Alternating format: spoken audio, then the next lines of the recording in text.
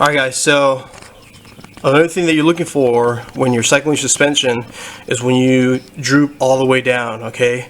Now one of the biggest issues that you can have adding longer shocks or trying to increase your down travel is your coils falling out. Now this axle right now, it's limiting is down travel is being limited by the shocks, okay? Now the coil, it's still pretty taut in there, all right? It hasn't falling out of the upper spring perch right there, okay? And there's still good tension, so we're good, all right? Now things we need to address for this Jeep. All right, now if you can remember, the track bar bracket here was coming in contact with the bump stop. How I'm going to fix that is I'm just going to grab the bump stop, push it forward maybe ½ an inch, okay? Now, sway bar links. The sway bar itself was coming straight and it was holding the weight of the axle. I'm fixing that by removing this fixed sway bar link and adding JKS adjustable sway bar links, okay? Now remember I was talking about the brake lines, okay? I also remember how I was telling you that I already cycled the suspension. I need to add about 2 more inches to this brake line drop down bracket, but it probably just going to get new brake lines because that's way too much fixed brake line drop down bracket. So this is a full droop right now, and there's no way that it would stay connected and be fine. So you see it's already straightened out, and I'm just holding it up there. So imagine the whole weight of the axle on the brake line. Okay, so that's all of it right now.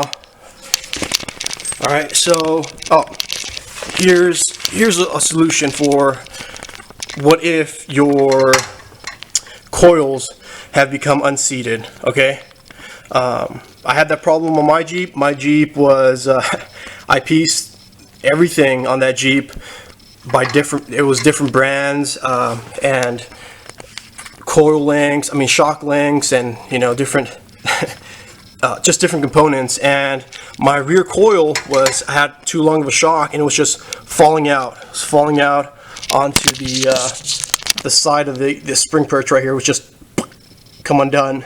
So what I did was I bought rear Terraflex. If you see this isolator in there, it has a little cone, a little circle in there. It's rubber. That is a rear coil isolator, okay?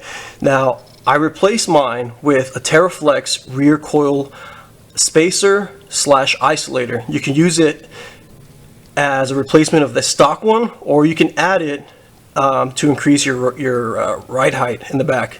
Now, the coil isolator / guide, it has about... Oh, there we go.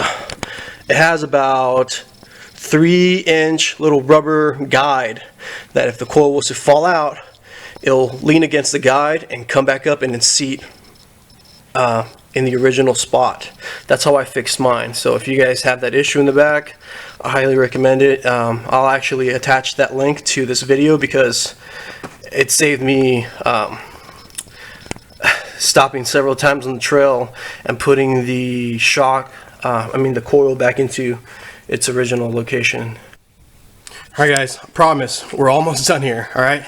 So the last thing I want to show you guys is a sway bar link, alright? Now it's still the one that came with this lift kit is still bolted on there, and I'm not worried about that right now. I screwed the little nut on there on this JKS sway bar link, and it's not adjusted yet to whatever length I wanted, but I want to show you guys something else to look for when you're cycling suspension. Obviously, you're going to be looking for if the sway bar link are holding the weight of the axle when it's on the down travel.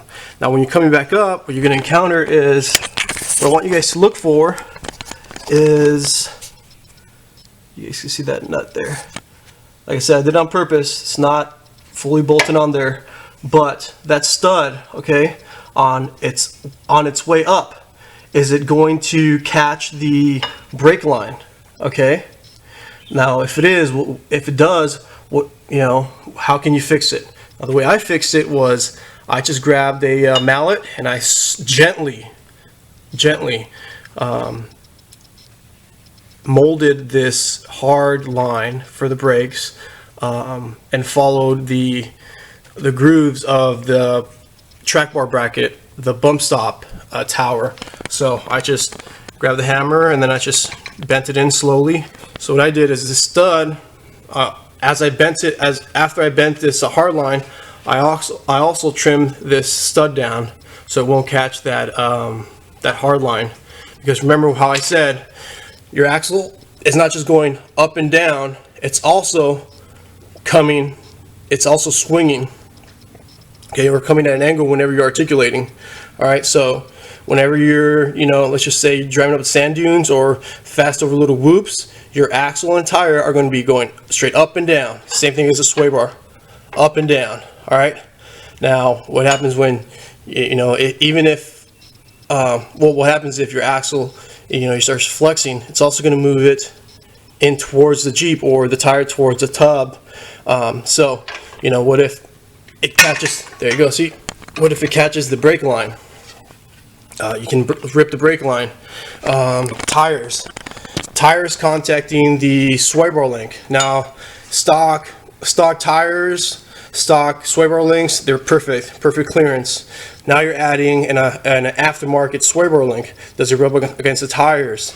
Now, for this setup, it did rub on the tires, and in order for us to avoid that, we added wheel spacers. All right, 1.5 inch wheel spacers. Push your tire away from the Jeep, away from the sway bar link, and no rubbing. All right.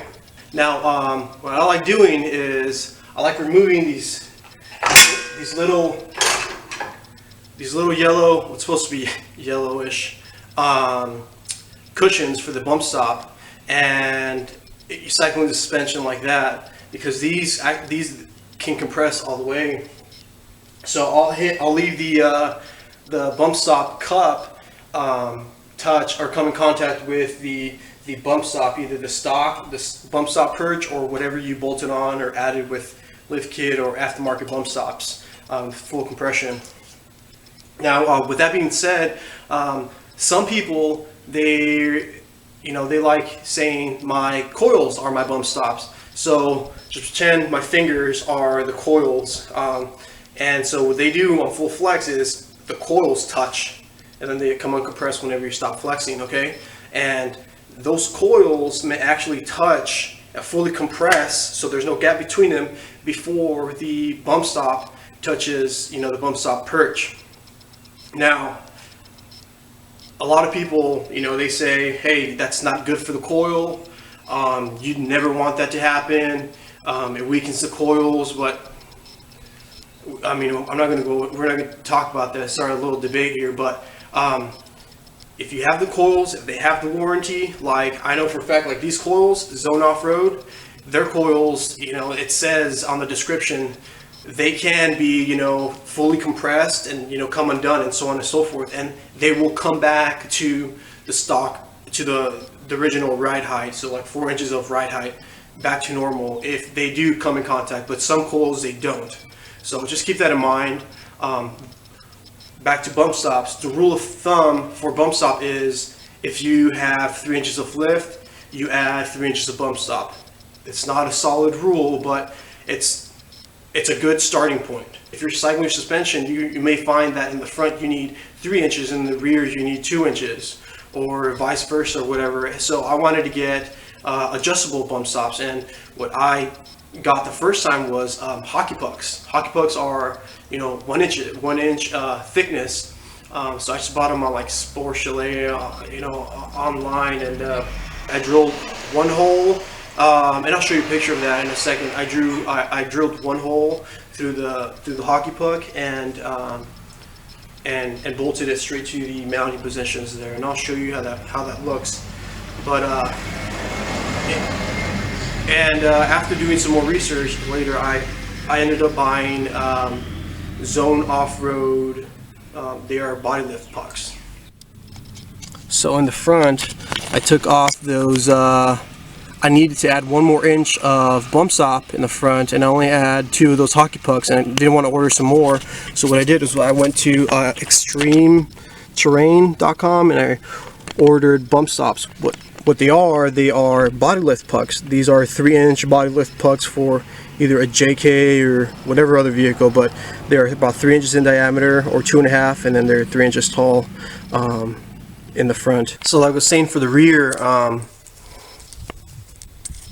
if you don't want to order hockey pucks and use them as bump stops, you can order some from Rough Country. They are, the last time I checked, they were the cheapest rear bump stops. Now their bump stops, you can they have them this way, the long way. It's like 3.5, 4 inches, or you can flop it on its side, and it has mounting holes there, and it'll be like 2 inches instead of 4. Alright guys, so this Jeep, the future tire size for this Jeep is a 37, so I just put 2 of mine in the rear and cycled it for up travel. So now for this one, bump stops hitting bump stop, just like before. I don't know if you can see it there, but bump stops on bump stop. Now what you're looking for, if you're putting a bigger tire, is like especially on JKs here, if you don't have adjustable control arms for the rear to push the axle back to its stock position or even further, you're going to come into contact with the Rubicon rail or the actual pinch seam there. Now on my Jeep, I actually had to trim right here just a little bit. Alright, so just to give you a little quick, that's bump stop to bump stop without the cushion, remember that. So all the way around, no clearance issues at all. Alright guys, pretty much done today cycling the suspension. The only thing I have to do is address the brake line issue by buying longer brake lines. But so we found out that on the up travel, this bump stop's not going to work because the track bar bracket hits this bump stop. So I had this bump stop, which it's actually pushed forward out. I mean, closer to the Jeep.